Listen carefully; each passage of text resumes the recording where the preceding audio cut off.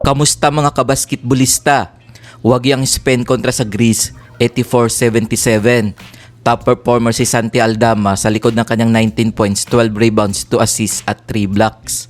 Nagtala naman ng 27 points, 11 rebounds, 3 assists at 2 steals si Giannis para sa Greece. Pinataob naman ng Canada ang Australia, 93-83.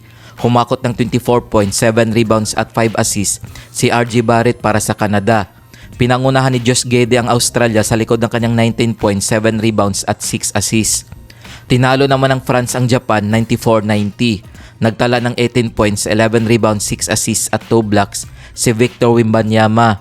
Habang humakot ng 29 points, 7 rebounds, 6 assists si Yoki Kawamura ng Japan. Panalo naman ng Germany kontra sa Brazil 86-73. Pinangunahan ni Dennis Schroeder ang Germany matapos nagtala ng 20 points, 3 rebounds, 6 assists at 4 steals. Habang nag-ambag naman ng 18 points, 4 rebounds, 8 assists, 2 steals si Iago Santos ng Brazil. Kung umabot ka dito sa video na to, mag-like na at subscribe.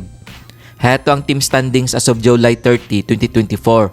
Para sa Group A, Canada 2 wins 0 loss, Australia 1 win 1 loss, Spain 1 win 1 loss, Greece 0 win 2 losses.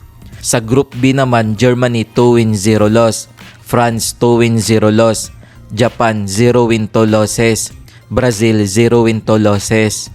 Para naman sa Group C, USA 1 win 0 loss, South Sudan 1 win 0 loss, Puerto Rico 0 win 1 loss, Serbia 0 win 1 loss. Kung bago ka pa lamang sa channel na to, mag-like na at subscribe. Heto ang game schedule ngayong July 31, 2024. Maglalaban ng Puerto Rico at Serbia alas 11:15 ng gabi, Philippine time. At sa August 1, 2024, magharap naman ang Team USA at South Sudan alas 3 ng madaling araw, Philippine time. Kung nagustuhan mo ang video na to, mag-like na at subscribe.